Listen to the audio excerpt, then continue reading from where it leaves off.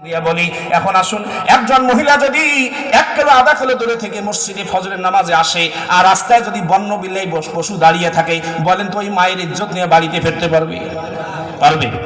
হ্যাঁ, তাহলে ওই মহিলা ফজরের আযান শুনে মসজিদে নামাজে আসলে সে নামাজ পড়তে পারবে না? ধর্ষণ হবে বলেন। আর একজন পুরুষ যদি রাত 12টা 1টা 3টের সময় রাস্তা দিয়ে যায়, ধর্ষণ হবে? কোনো ভয় আছে? ইজ্জতের কোনো ভয় আছে?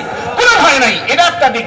আর একটা আসেন, এখন মা হঠাৎ করে নামাজে দাঁড়িয়ে গেছে, তার মাসিক নামাজ শুরু হয়ে গেছে, মসজিদ নাপাক জায়গা, এখন মসজিদটা পাক থাকলো না, নাপাক হয়ে গেল, নাপাক হয়ে গেল। এরপরে আসেন মা বাচ্চা গর্ভে ডেলিভারি, এখন 8-9 মাস মায়ের গর্ভে ডেলিভারি চলে, 1 মাইল দূর থেকে মা যদি হাইটা মসজিদে আসে, তার পেটের ব্যথা শুরু হবে কি হবে না? কষ্ট হবে কি হবে না? এরপরে আসেন মা বাচ্চা প্রসব করছে, ওই বাচ্চা দুধ পান করে, দুধের বাচ্চা যদি মসজিদে নিয়ে আসে, এলাকার 10টা মহিলা 10টা দুধের বাচ্চা নিয়ে মসজিদে আসলো, বলেন তো বাচ্চাকে যদি শোয়াই থুয়ে নামাজে দাঁড়ায় যায় আর বাচ্চা 10টা যদি একসঙ্গে হাউমাউ করে কান্না শুরু করে দেয়, বলেন মসজিদে কি মসজিদের জায়গা থাকবে না মাছ বাজার হয়ে যাবে? থাকবে?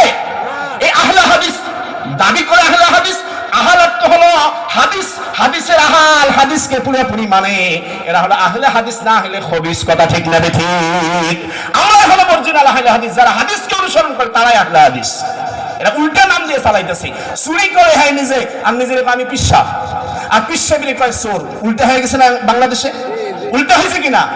আমাদের এখানে যদি বলেন সুবহানাল্লাহ, জোরে করে কয় আস্তে, আস্তে করে কয় জোরে, ঠিক না ঠিক? সব উল্টা চলতেছে। এই জন্য ওয়াজ 50 বছর ধরে শুনতেছি, পরিবর্তন কেন নাই?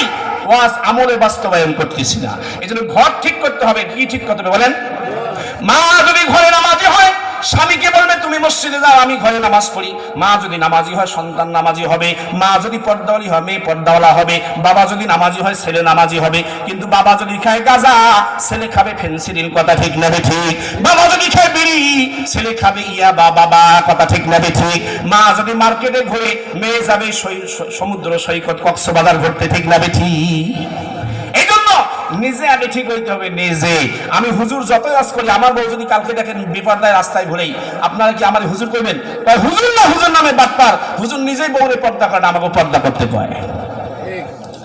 আমার কথা শেষ, সংক্ষেপে বলি।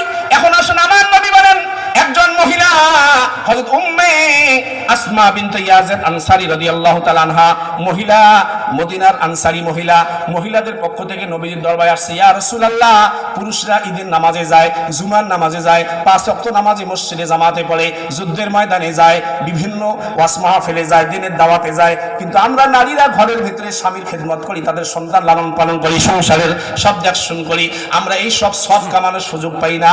ইয়া রাসূলুল্লাহ, পরকালে আমাদের অবস্থাটা কি হবে? এই জামানায় এরকম মহিলা পাইবেন নাকি? আল্লাহ রাসূল মুস্কি হেসে দিয়া সাহাবায়ে কেরামকে বললেন, ও সাহাবীরা শোনো, আজ পর্যন্ত মদিনায় কোনো মহিলা তাদের পরকালের আমলের ব্যাপারে জিজ্ঞাসা করতে আসে নাই। এমন বুদ্ধিমতী একজন মহিলা, আনসারী মহিলা, হযরত আসমা বিনতে ইয়াজিদ আনসারী মহিলা আসছে। তোমরা শোনো, আমি মা বোনদের ব্যাপারে একটু নসিহত করব। আল্লাহর নবী বলেন, ও আম্মে আসমা, তুমি ভালো করে শোনো, সারা দুনিয়ার সমস্ত উম্মতের নারীদেরকে তুমি শোনাইয়া দাও, পুরুষরা মসজিদে জামাতে নামাজ পড়লে যে সব হয়, তুমি যদি তোমার ঘরে আউয়াল ওয়াক্তে 5 ওয়াক্ত নামাজ ঠিক মতো পড়ো, মহল্লার যদি ওয়াক্তিয়া মসজিদে কেউ নামাজ পড়ে 1 রাকাতে 500 রাকাতের সওয়াব, জামে মসজিদে পড়লে 1 রাকাতে 1000 রাকাতের সওয়াব, যদি কোনো মানুষ মসজিদে নববীতে 1 রাকাত নামাজ পড়ে 50,000 রাকাতের সওয়াব, যদি কোনো মানুষ বাইতুল্লাহ নামাজ পড়ে 1 রাকাতে 1 লক্ষ রাকাতের সওয়াব, কেউ যদি বাইতুল মুকাদ্দাসে নামাজ পড়ে 1 রাকাতে 10,000 রাকাতের সওয়াব।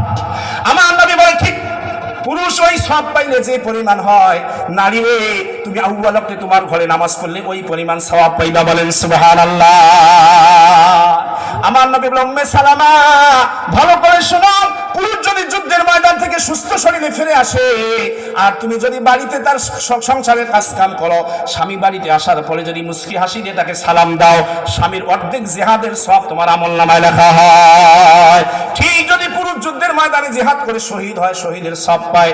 কোন মহিলা যদি গর্ভে সন্তান নিয়ে বাচ্চা ডেলিভারির সময় মারা যায়, আল্লাহ পাক ওই মহিলাকে শহীদের সওয়াব দান করে।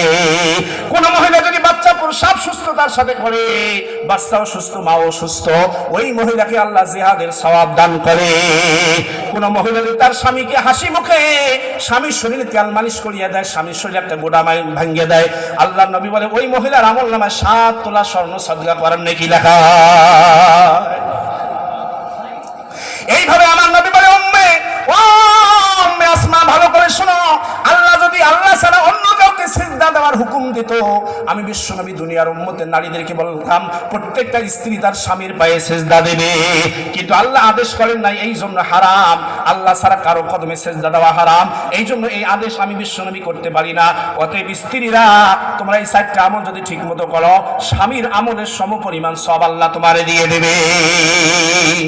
আলমারআতু ইযা সাল্লাত খামসাহা, 5 ওয়াক্ত নামাজ সময় মতো মা তুমি আদায় করবা। ওয়া সামাত শাহরাহা, এই যে সামনে রমজান আসতেছে, এরপরে ওয়া আতাআত বালাহা, স্বামীর খেদমত, ওয়া আহসানাত ফারজাহা, সতীত্বের হেফাজত, এই 4টা আমল যদি ঠিক মতো করো, ফালতাদখুলু মিন আবওয়াবিল জান্নাতি শাআত, তোমার জন্য জান্নাতের 8টা দরজা খুলিয়ে দেওয়া হবে।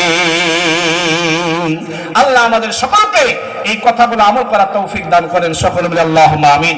আজকে শিডিউল উল্টাপাল্টা হয়েছে, কারণ মসজিদের এই বছর মাহফিল প্রথম, মসজিদ কমিটি ওইভাবে সিস্টেম করতে পারে নাই। একটা জিনিস করতে গেলে যে করে সে বোঝে, অনেক পরেশানি থাকে, ঠিক না বেঠিক? আমরা আশা করি আগামী থেকে আরো সুন্দর হবে, সুন্দর সিস্টেমে এবং সুন্দর মনোরম পরিবেশে পরিবেশন হবে। এবার একটা উল্টাপাল্টা হয়েছে, যাই হোক, আমি মাহফিল কমিটির পক্ষ থেকে আপনাদের কাছে ক্ষমা চাইতেছি। প্রধান মেহমান বসে আছেন, উনি অনেক বড় আলেম, আমার বড় ভাই মাওলানা আব্দুল গফফার আল ফরিদি, আপনাদের পরিচিত বক্তা, সুললিত কণ্ঠে বয়ান শোনাবেন। আমি এলাকারই মানুষ, অতএব আমার বয়ান যখন তখন এলাকায় শুনতে পারেন। ভাইরে আমরা সবসময় পাই না, যেহেতু উনি আসছেন এই জন্য আমি আর কথা লম্বা করলাম না। সারা রাত কেন, কিয়ামত পর্যন্ত ওয়াজ করলে কথা শেষ হবে না। কোরআন হাদিস হলো গভীর সমুদ্র, কথা বলেন সুবহানাল্লাহ। অতএব আগামী শুক্রবার পল্লীবাজার কবরস্থানে, ওখানে আমার বয়ান আছে। আমার মসজিদে, পল্লীবাজার পুরাতন মসজিদে আমার ইশারের পর বয়ান আছে। মিজানুর রহমান ফরিদি সাহেব আসতেছেন, ওনার বয়ান আপনারা সবাই শুনছেন, ভালো আলেম, ভালো বক্তা। অতএব আমি দাওয়াত দিলাম আগামী 3 তারিখ জানুয়ারির শুক্রবার আমার মসজিদে মাহফিল, এবং পরশুদিন শুক্রবার 27 তারিখ কবরস্থানে মাহফিল।